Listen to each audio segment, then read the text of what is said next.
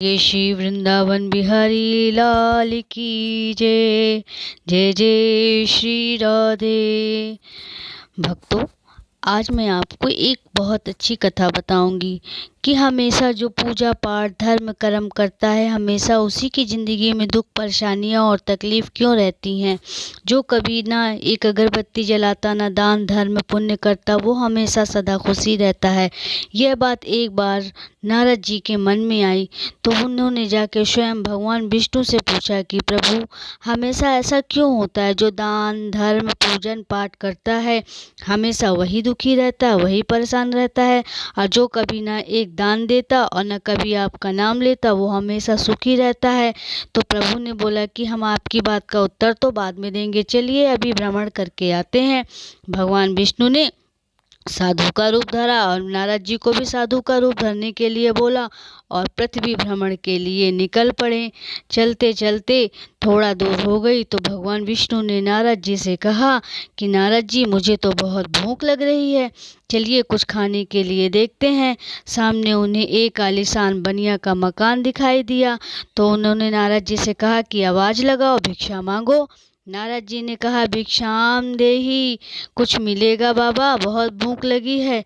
बनिया निकला, बोलता है भिक्षाम देही। क्या तुम्हारे बाप ने यहाँ रख के चला गया? सुबह सुबह से चले आए दिमाग खाने, चलो भागो यहाँ से, कुछ नहीं है खाने वाने के लिए, चले आते हैं। पता नहीं कहाँ कहाँ के भिखारी दिमाग खराब कर देते हैं, सुबह सुबह से भीख मांगने चले आते हैं। नारद जी का तो काटा तो खून नहीं। नारद जी ने प्रभु की तरफ देखा और प्रभु ने नारद जी की तरफ देखा। नारद जी को बहुत गुस्सा आया। प्रभु ने नारद जी का हाथ पकड़ा और आगे चल पड़े। नारद जी ने कहा, प्रभु इसे अभी श्राप दो। और तो प्रभु ने बोला कि प्रभु पीछे की तरफ मुड़े और बोले, जा, तेरी दिन दोगुनी रात चौगुनी तरक्की हो, तो खूब धन कमाए। तो बोले, वाह प्रभु जी, वाह, इसने हमें धुतकार के भगा दिया और आप उसे आशीर्वाद दे रहे हो कि तेरी दिन दोगुनी रात चौगुनी तरक्की हो। मुझे ये आपकी बात बिल्कुल समझ में नहीं आई। प्रभु ने नारद जी का हाथ पकड़ा और बोले, चलो तो तुम। चल दिए। चलते चलते एक कुटिया दिखाई दी जो सुंदर गोबर के लेप से लिपा हुआ था, चौक पूरा हुआ था। प्रभु ने बोला, यहाँ आवाज़ लगाओ, शायद यहाँ कुछ मिल जाए। तो नारद जी ने कहा, मैया कुछ मिलेगा क्या?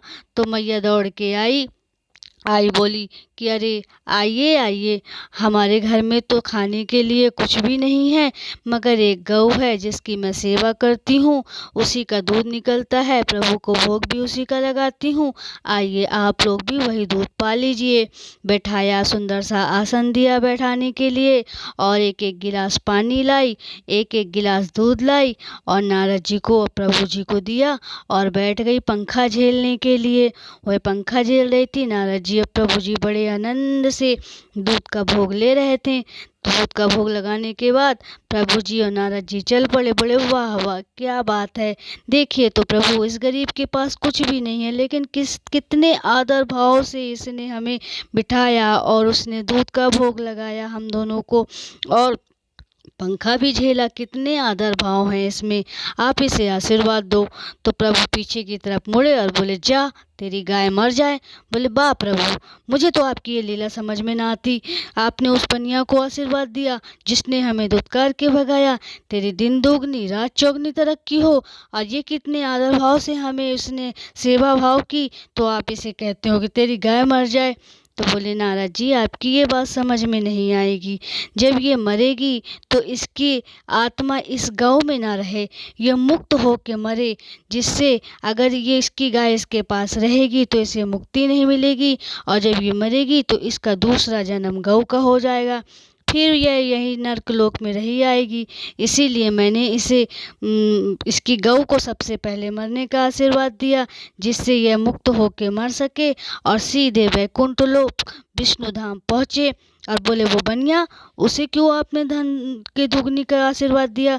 बोले, वो इसलिए दिया कि वो मरे तो वही धन के पास बैठा रहे और काला सांप बन जाए और धन में कुंडली जमाए बैठा रहे, उसको मुक्ति न मिले, वो यहीं भोगे, यहीं पाप काटे। तो बोले, वाह प्रभु, मुझे आपकी तो ये बात समझ में ना आई। तो आप प्रभु ऐसे ही हैं कि जो पूजा पाठ सत्य कर्म धर्म कर्म करता है हमेशा उसी की ज़िंदगी में दुख होते हैं। और जो कभी एक दमड़ी दान में भी नहीं देता, हाय यहाँ से आ जाए हाय वहाँ से आ जाए, बस कमाने कमाने में लगा रहता है, उसकी ज़िंदगी में यूं ही दुख बने रहते हैं। ऐसे हैं हमारे प्रभु। तो धर्म कर्म हमेशा करते रहना चाहिए। हमारे लोक परलोक को सुधारने के लिए धर्म कर्म करना बहुत ज़रूरी है। कभी ये मत सोचो कि मैंने पूजा किया तो मुझे इतने दुख हैं, मैंने ये दान किया तो मुझे इतने दुख हैं। नहीं, आपके जो ये दुख हैं वो आपके पिछले जन्मों का कर्म है। आप ये जन्म अपना अच्छा बना रहे हैं, आपका ये जन्म सुधर रहा है। प्रभु की भक्ति में लगे रहें।